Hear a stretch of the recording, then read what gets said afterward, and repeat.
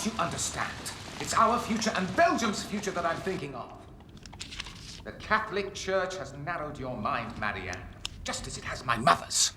But don't you see, Paul? You keep asking me to choose between you and my faith. I can't believe what you're saying, Marianne. You mean fresh ideas have no place in your mind? My God. We're into a new century, but you are stuck in the last, just like your damned clergy. Attacking the church won't help Belgium, Paul. It'll turn the people against you. I don't attack it. I want it to open its eyes. And as my wife, the wife of a government minister, you should support me in that. I married you for love, Paul, not to advance your political career. Marianne! Come back here! Marianne!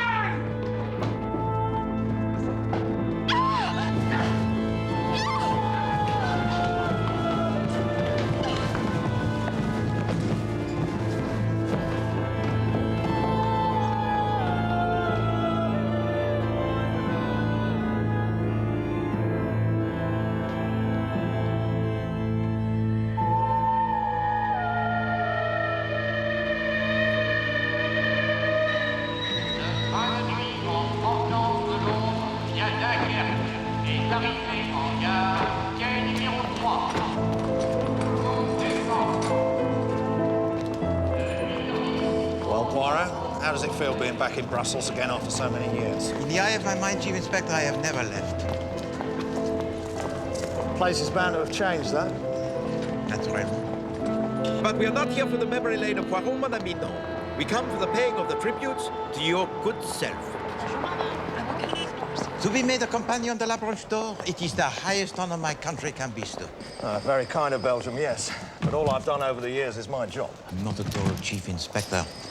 Time and again, ever since the Abercrombie forgery case, you have helped the Belgian police, and my country, it is grateful.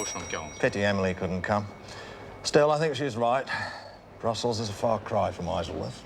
Her loss is my gain. It is an honor to deputize for Madame Jeanne. Poirot. Chantalier.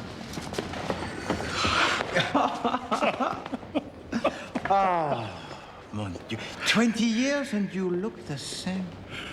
Is this fair, mon ami? Oh, pardon. You know the Chief Inspector Japp, of course? We work together often. Congratulations on your new appointment, sir. Commissaire de police. However did you manage, sir, when he went off to England? He wasn't always so clever, Chief Inspector. You remember Paul de Roulard? I remember that it was not I who made the mistakes in that case. It was everyone else. The old modesty lives on. Paul de Roulard died of natural causes, Hercule. The verdict of the court is there for all time. Mm-hmm. And it is wrong. Tell me what. I'm a disinterested party. Let me be the judge of this.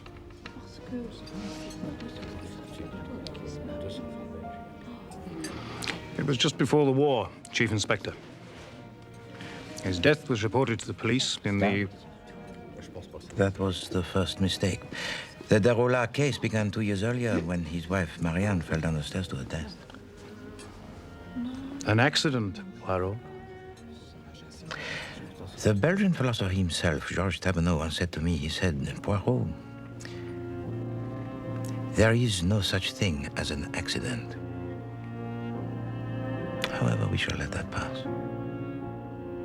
On the night of his death, Paul de Roulard was entertaining some friends. Seated around the table were Virginie Ménard. Next to her, the distinguished friend of Paul, le Comte de Saint-Alard. At the head of the table, the mother to Paul, Madame de Roulard. And at her side, her confidant and advisor, an old family friend, Gaston Beaujeu. Virginie was cousin to Marianne, the dead wife of Paul. That new language law, Paul. What exactly does it say?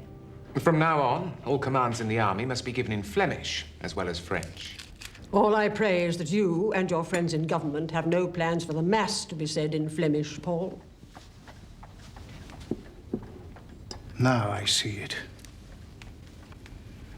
This law is just the tip of the iceberg.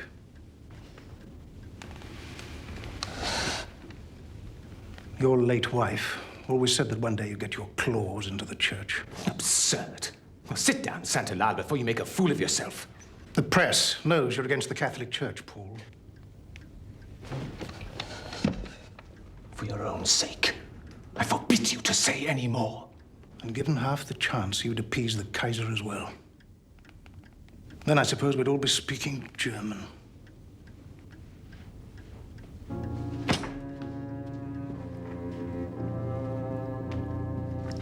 Another chocolate, Monsieur Beaujeu.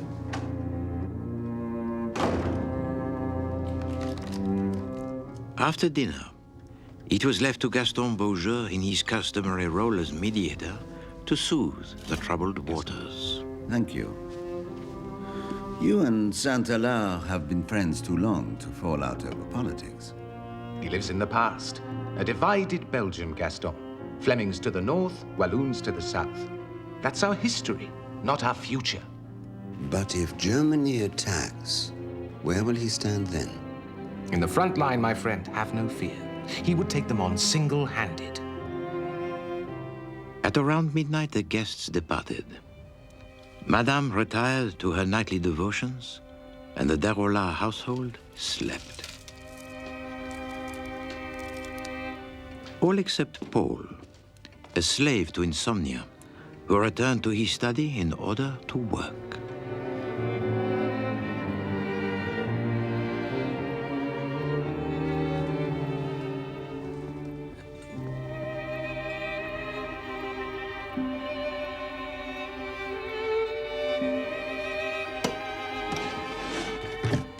Paul had a reputation for his austerity and discipline.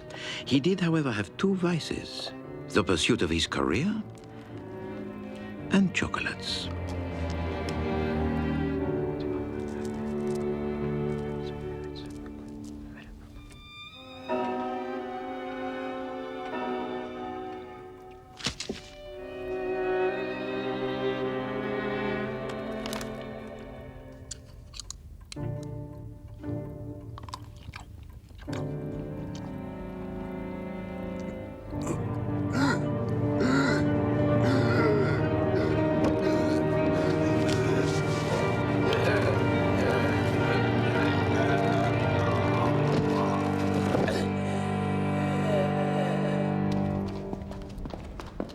My duties as a junior police officer involved my regular attendance at the court of the coroner. And you agree? The death of Paul Darola was treated by all those concerned as a matter of routine. Indeed not, Your Honor.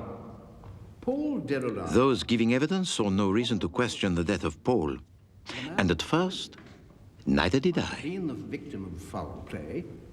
The principal witness in the case was my superior, Superintendent Boucher. Play might have been the case. Nothing whatsoever, monsieur. We searched the house and found nothing untoward. You may step down.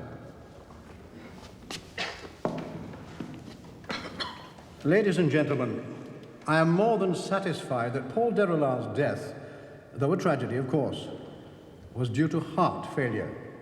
And I give my verdict accordingly. That can't be right. You have further evidence, Mademoiselle Mina? I tell you, he can't just have died. Well, why do you take everyone at their word? I would advise you, mademoiselle, to guard your remarks when addressing me. Forgive her, monsieur, for she is much affected by the death. We will look after her. My colleague, Chantalier, and I felt that the case was being dismissed too readily. And although we were only there as observers, we decided it was our duty to raise the matter with Superintendent Boucher. Superintendent Boucher, one moment, if you please. Chantalier and myself, we would be very happy to investigate further the Darola case. What for, may I ask? The outburst of the young lady in court. Can we ignore that? And also the victim, he was a government minister. That is precisely why you will put it out of your mind, Poirot. Superintendent. The case is closed, gentlemen.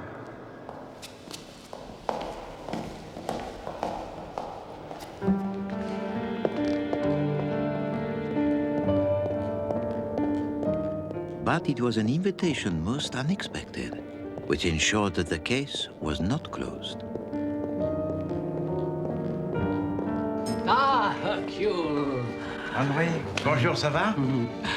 Why have you kept it a secret from me? What are you talking about, Henri? The young lady I spoke to you about? Oui. She's at table 5. Ah. Merci. She asked for you, especially. By name? By moustache.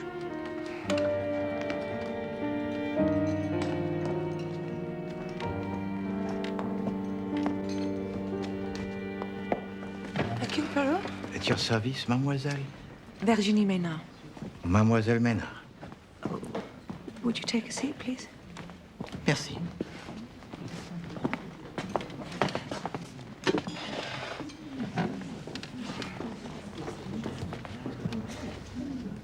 I was in court, mademoiselle, when you expressed a certain doubt concerning the death of Monsieur Paul Derola. How can he have died of heart failure? He was such a robust man. And that is all upon which you base your doubt?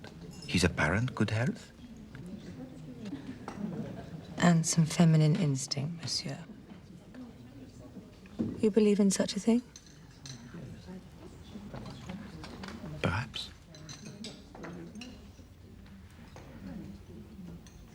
Why is it that you come to me?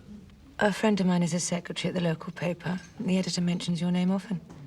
A spark in the otherwise dull embers of the police force, he says. Huh? He is a man of perception?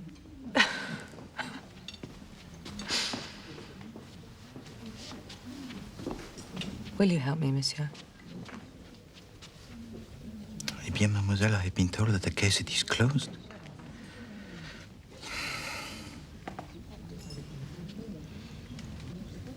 But I am due some leave, which I shall take.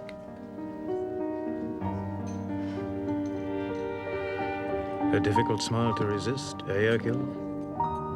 Yes, indeed. Oh, if you think that the young lady and not the case attracted me, you do me a wrong, Claude.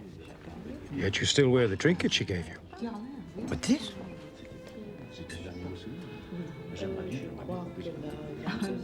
Bien sûr. If you think that Poirot could not see beyond that smile most bewitching, and that her charm was such that... Toujours la femme, Chief Inspector. You've a phrase in English which means the same. Well, nothing as crisp as yours, sir. We just tend to say something like, mark my words, there'll be a woman at the bottom of it somewhere. Hercule, it's the Comte de Saint-Hilaire. Monsieur le Comte, bonsoir. Will you join us? Have you come to interfere in yet more business that doesn't concern you? To ruin a few more reputations? As mayor of this city, Saint-Hilaire, your reputation has never been better. No thanks to this meddling upstart.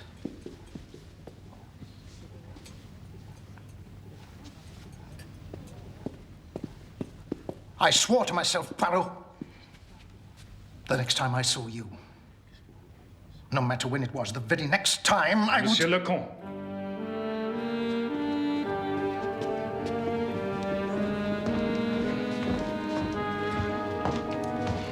If that's the Belgian aristocracy, it's about time you had a revolution. He was not entirely unprovoked, Chief Inspector. I was there, Poirot. You didn't do anything. But you were not there all those years ago, mon ami, when I gave him cause to resent me.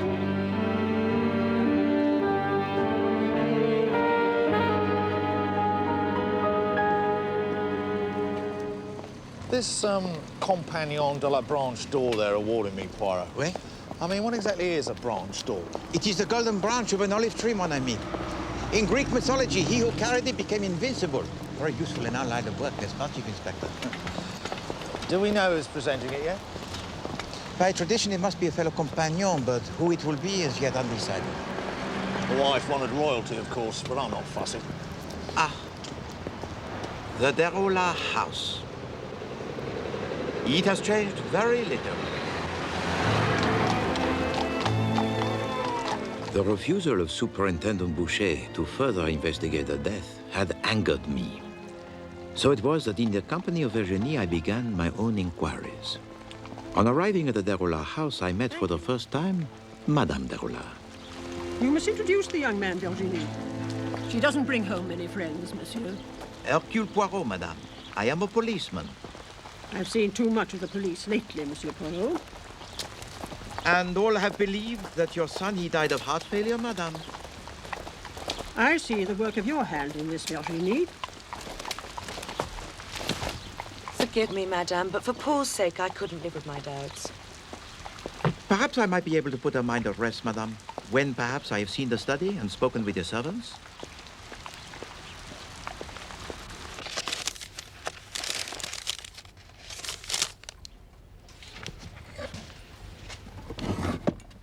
Who is this lady? The wife of Monsieur Deroulard? Yes, Marianne, my cousin. She died 2 years ago. An accident here in the house. Paul never really got over it. So he kept her in the desk? Out of sight, out of mind, perhaps. Paul and his mother had a permanent tussle I never really quite understood. Paul would hide the photograph in the drawer. His mother would bring it out again. Oh, Monsieur Belgium, I'd like you to meet Hercule Poirot. Gaston is our neighbor. Monsieur? Monsieur? I would urge you to be mindful of Madame de Roulard's feelings. She has lost a son. I shall be discretion itself. But if a crime has been committed, you will agree that justice must be served. Huh? But these were made by a guest at your table the other night, Le Comte de Saint-Alard. Yes, he always brings a box when he visits. And the night of the death of Paul Deroulard? Yes, we had some with our coffee. But what color was the box at the table? I can't remember. Pink. Are you certain, monsieur? It was not of the two colors, the pink and the green, comme ça? Oh, how curious. I wonder. I just told you. Both halves were pink. Then I suggest that there is somewhere a second box. One with a green lid and a pink base.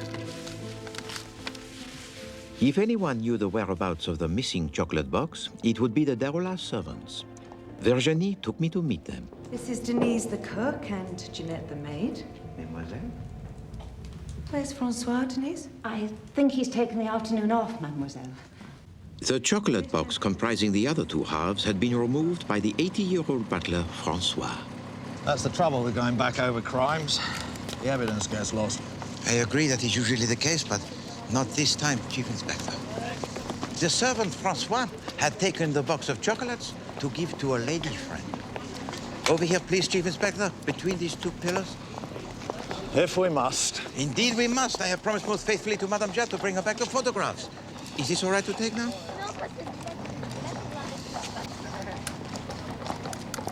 That should do the trick, Poirot. Oh, thank you.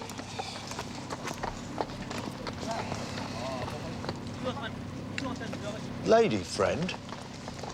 This Francois, you said he was nearly 80. Only an Englishman would see the contradiction there, mon ami. I found them seated at a cafe playing chess, eating what was left of the chocolates. And the fact they were still alive told you their box wasn't poison. Précisément. Merci, madame.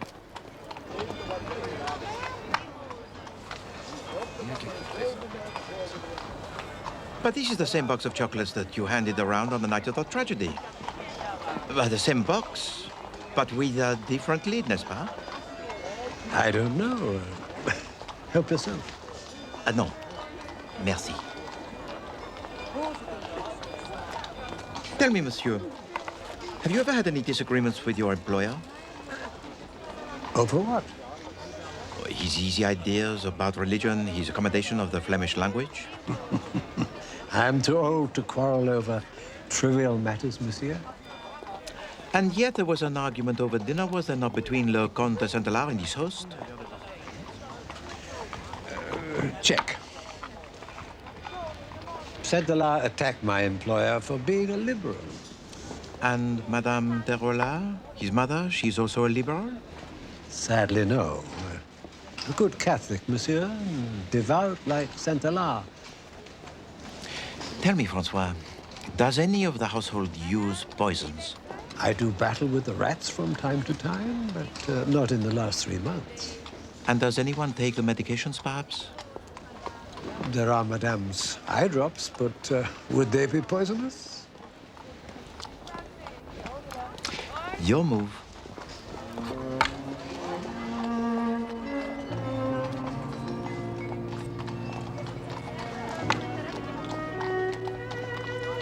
Checkmate.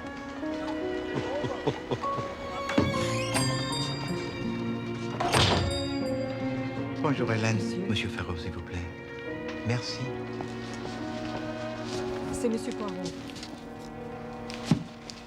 Hercule. Jean-Louis, bonjour, ça va? Now, tell me this minute, what is between you and this Virginie Maynard? Jean-Louis, your long nose will be the death of you. Your safety is all that concerns me.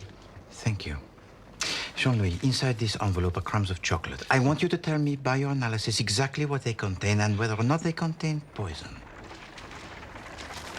Now, you're filling a regular prescription for Madame de Rolla, huh? For the eye drops? Atropine. Atropine. Now, could this atropine kill a man? If drunk by the liter, perhaps. Ah, the death of Monsieur de Rolla. Oui. And the servant, Francois, brings you this prescription once a month? That's right. Although last week their neighbor brought it. Gaston Beaujeu? Yes. He required medication of his own. I waited eagerly for the results of the analysis of Jean-Louis. This was my first investigation as a private detective. But my good friend Chantalier was about to remind me that the day when Poirot could rule his own destiny was yet to come. Hercule!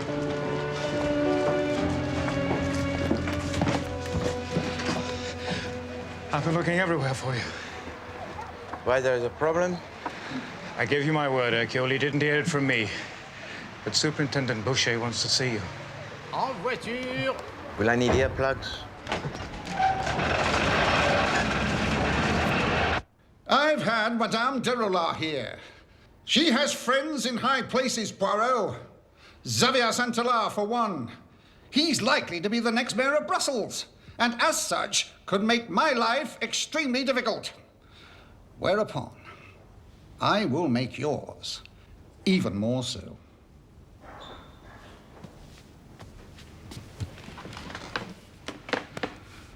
And what exactly have you found out, hmm?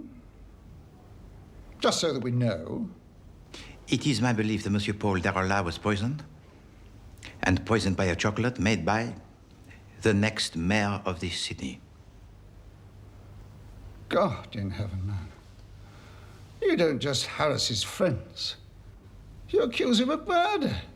I accuse no one. Yet.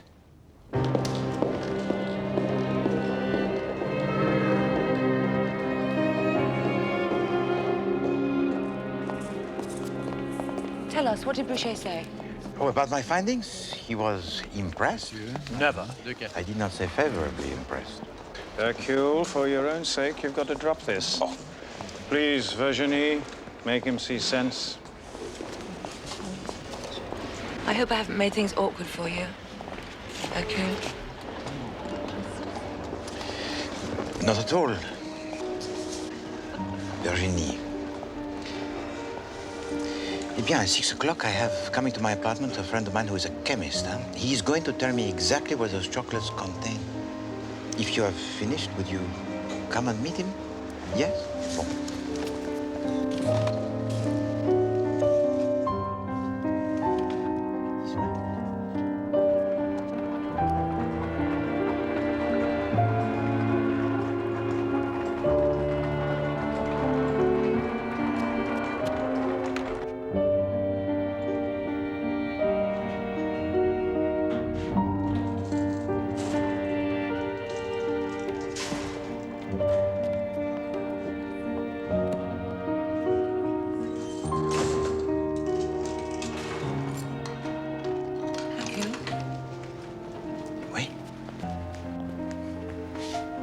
I haven't told you how grateful I am for your help. Oh, it is nothing. But perhaps this will say it for me.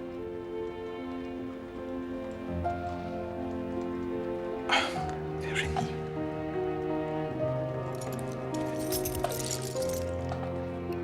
Thank you.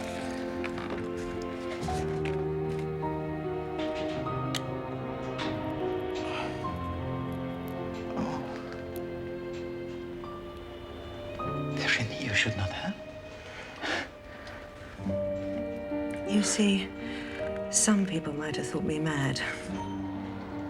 Perhaps you did. No. But at least you gave me the benefit of the doubt.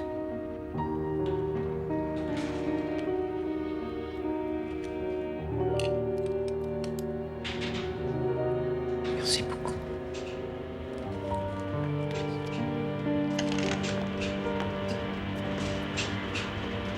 Hercule! Hercule! It is exactly as we thought. The crumbs you gave me... Yes. Oh. Pardon, Jean-Louis Ferraud. Allow me to introduce you to Mademoiselle Virginie Menard. Enchantée. Thank you so much for everything you're doing to help me. Diable. Wait! Wait, I am the police! Wait!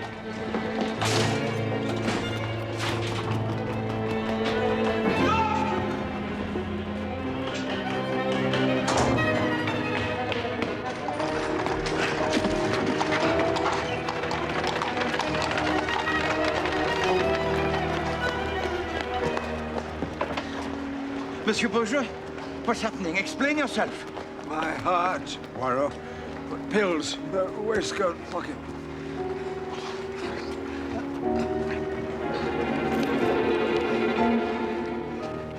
Do not worry, monsieur. We will get you to a hospital.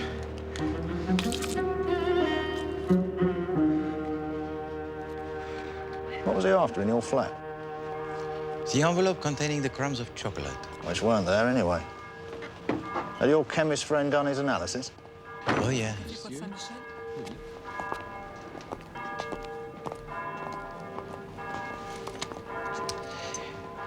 The crumbs contain a substance called trinitrin. It is taken for the high blood pressure. And Jean-Louis had made up an urgent prescription for Gaston Beaujeu 2 days before the murder. So you'd got him? And what is more, Chief Inspector, the taste of those pills is so vile that they were made of chocolate. Wait a minute. Why did Chantalier say that you'd made a pig's ear of this one, then? Because that is what I allowed him to believe. Perhaps the time has now come to straighten the record.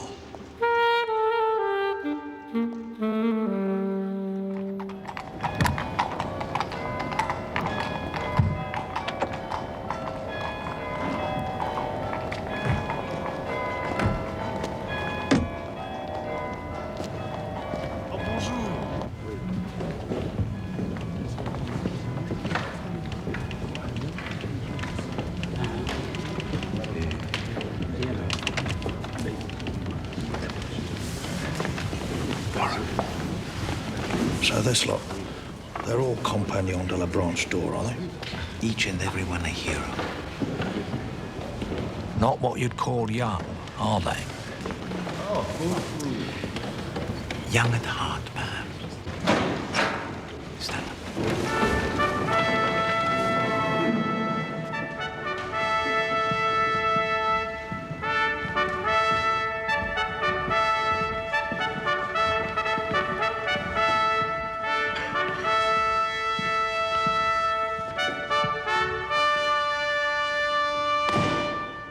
Bienvenue, compagnons de la Branche d'Or.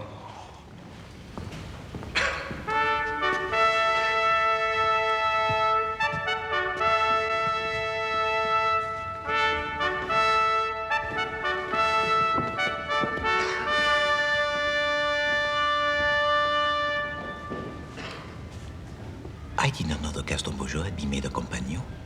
Oh, yes. I look around this hall today, and I see nothing but heroes.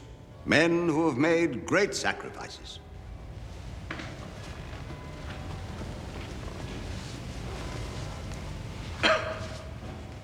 Today, we honor an English policeman for services beyond the call of duty.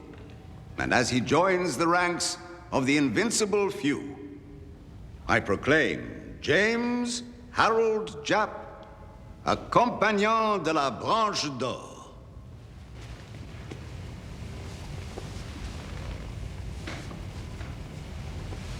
Vive le compagnon! Vive le compagnon!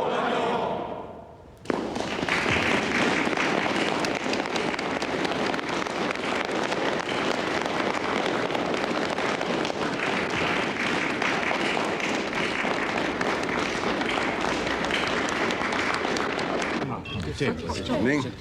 Nice to see you. Ah, congratulations, Chief Inspector. It's an honor to be one of your select company, sir. Oh, don't forget, our reunion dinner is quite something. And you must tell Madame Japp we expect her here next time. No, merci. Congratulations, Chief Inspector Japp. Oh, vous êtes très élégant. Come, let us have some food. I think it's help yourself time, Poirot. Merci. Not a bad chap, that Beaujeu, once you start talking. No, I am sure of it. Yeah, but you had him down as a suspect at one stage. Well, even the good chaps can sometimes kill their fellow men, Chief Inspector. I believe Paul Deroulard was poisoned with trinitrin. Pills that you take for high blood pressure. Someone stole mine, Poirot, from the house, from my coat. I can't be sure. I would like to think that you are innocent, monsieur. But you told no one that the pills were missing. And then you broke into my apartment, presumably to steal the crumbs of chocolate, evidence which might incriminate you. I'm going to take you into my confidence, Poirot, which you must promise to respect.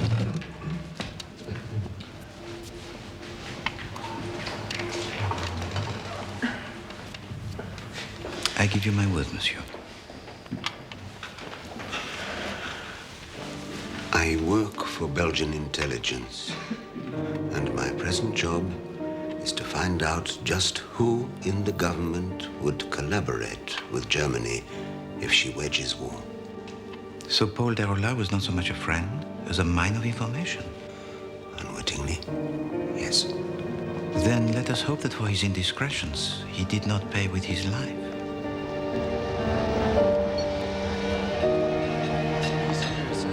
He tells me he is a member of the Secret Service, and then he makes me promise to keep secret this whole affair. You see how he ties my hands? En voiture! How do I verify his story without breaking the confidence? Well, at least he agrees with us that Paul was murdered. Yes. Whether or not by him is another matter. He had the means, but not the motive. That is why we must dig deeper. You know, I would like to visit the chateau of Saint-Alain, huh? But there is a problem. Monsieur le Comte is always there.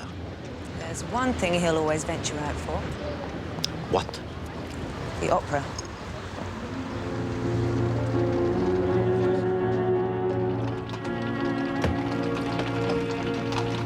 Thank you.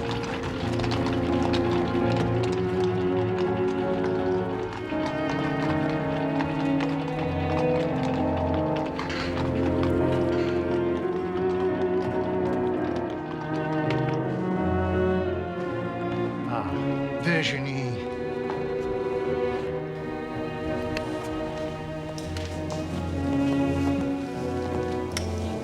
Take care of her, monsieur.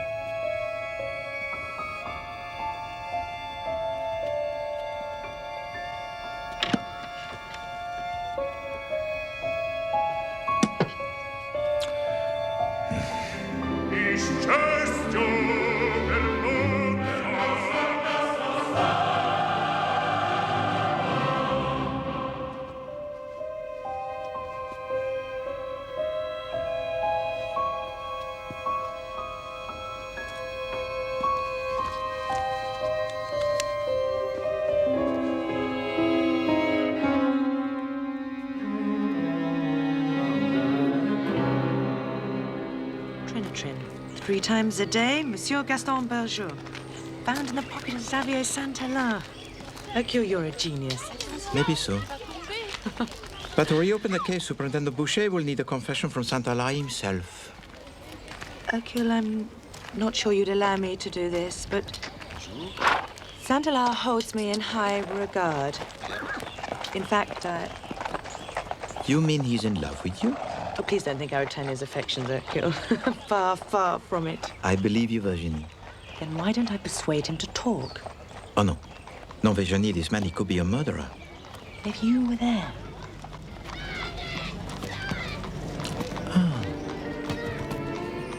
The audacity of the plan of Virginie appealed to me very much. That night, Francois had taken Madame Derola to visit some friends. The maid and the cook were therefore free for the evening. Virginie had left the door at the back of the house unlocked, and the trap, it was ready to be sprung.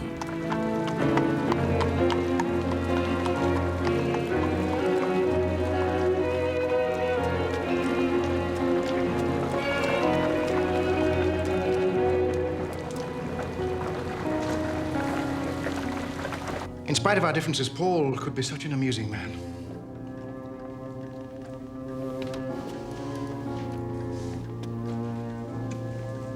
Well, that was thoughtless of me. I haven't mentioned his death since it happened, and now it was too early to do so. Forgive me. No, Xavier, you misunderstand. You see, I can't help thinking that his death was a just punishment. Virginie, I know the cause of his death troubles you, but he died of heart failure, nothing else. Some people do anything for their faith, Xavier. I admire that. Suppose someone knew that Paul had plans to limit the Church's power in Belgium. Would it be a sin to remove him? To murder him? Oh, such people would never be seen as common murderers, though, but as saviors. Well, at least by the Church, don't you agree? Virginie, you say all this to comfort me, I know. I had no right to expect such understanding.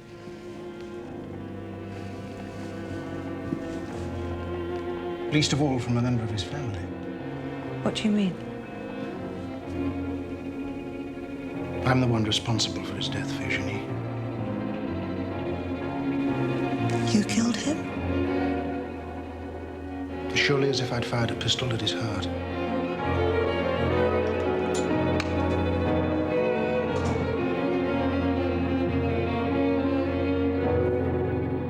Monsieur Poirot. What in God's name are you doing here? You break into his private apartment. Now, for most men, that would be enough. But not Poirot, no. Poirot then goes on to try to trick him into a confession. His last words, Superintendent, before the return of Madame Derola were, as surely as if I had fired a pistol at his heart. Yes, Poirot. As if. As if. As if.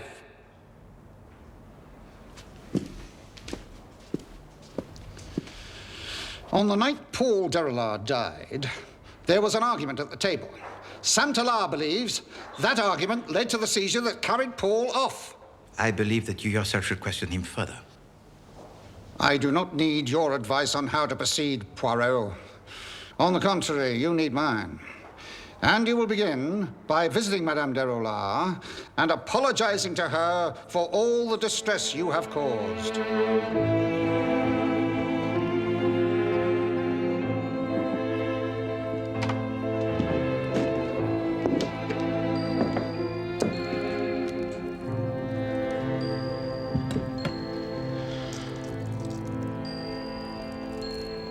Madame Derola, I have come to apologize to you. I should like you to stay, Virginie.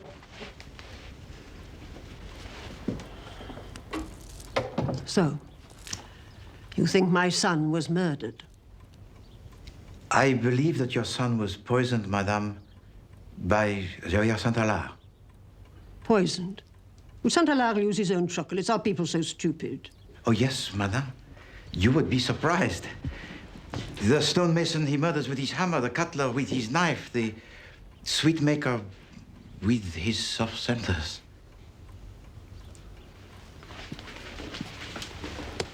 I took some crumbs of chocolate from this box, madame. May I? Thank you. They contain a substance called trinitrin, a drug prescribed to your neighbor Gaston Beaujeu. And you questioned him? Oui, madame, and he told me that the pills, they had been stolen. And when I searched the chateau of Saint-Alard, I found there the pill bottle which was empty. A finding is one thing. Can you prove all this? Tomorrow I have an appointment with the Minister of Justice, and he cannot argue with the scientific analysis of Jean-Louis Ferraud. And all from one little mistake. Francois told me to do with chocolate boxes, I believe. Oui, madame. Having taken a few of the chocolates from one box, poisoned them, and then put them back into another box, the murderer replaced the lid incorrectly.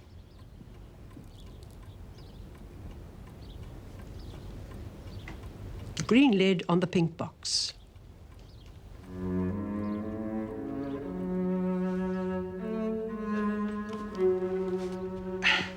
Such details are always at the heart of a case, madame.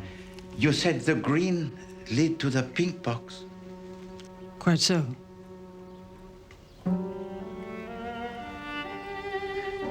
Madame de Rollin, in order that the wrong person does not go to the guillotine, I beg of you, tell me once again, what is the color of the lid and what is the color of the box? My eyesight is not what it was, monsieur. Your prescription for eye drops should have told me of the great burden you carried.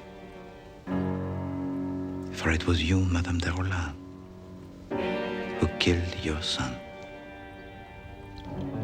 Despite your failing eyesight, you added the liquid trinitrin from Beaujeu's pills to a sweet filling.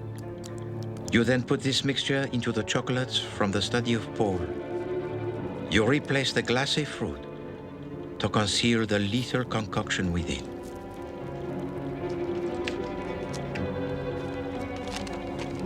Having poisoned the chocolates which were to kill him, you then made your only mistake. The wrong lid to the wrong box.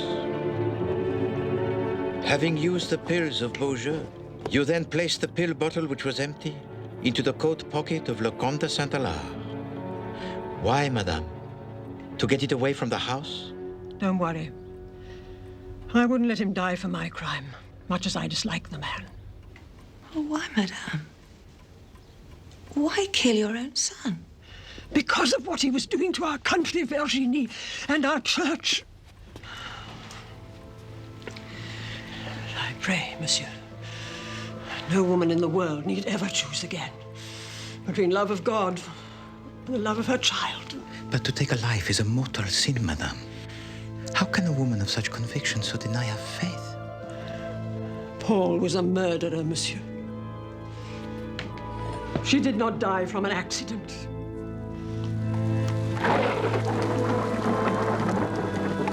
Can't you understand? It's our future and Belgium's future that I'm thinking of. I married you for love, Paul, not to advance your political career. Marianne! Come back here! Marianne!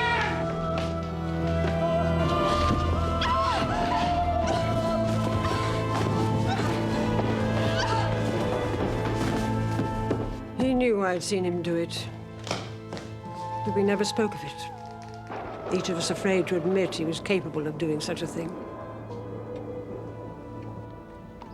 Oh, so instead you taunt him by displaying the photograph.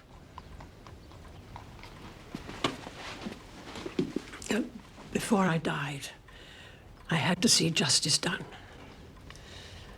My doctors tell me I have no more than 6 months left in this world. Will the truth wait 6 months, monsieur?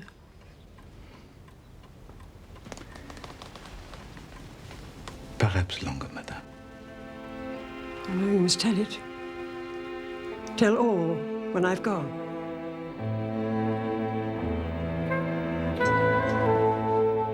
Why didn't you? Why leave it till now?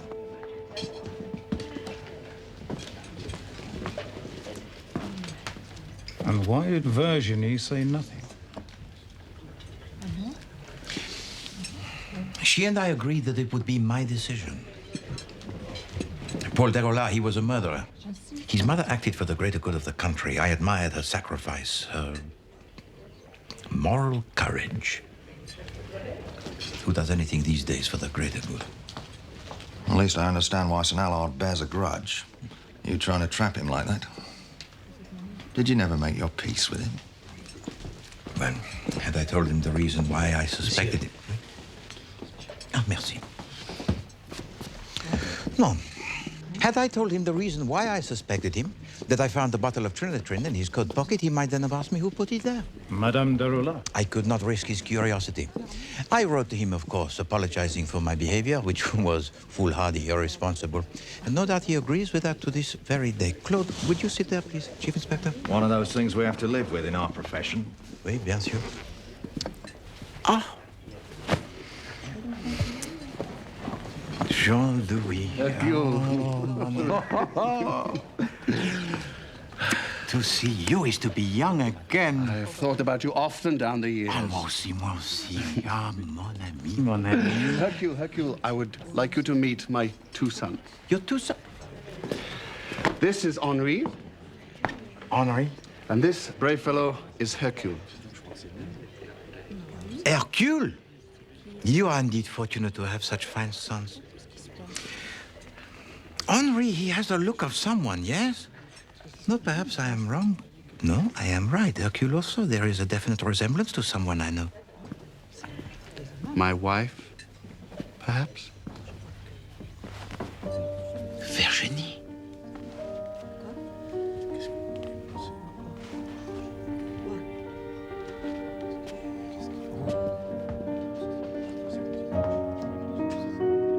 Hello, Hercule. Bonsoir, Madame Poirot. I was just saying to Jean-Louis that he was always the most fortunate of men.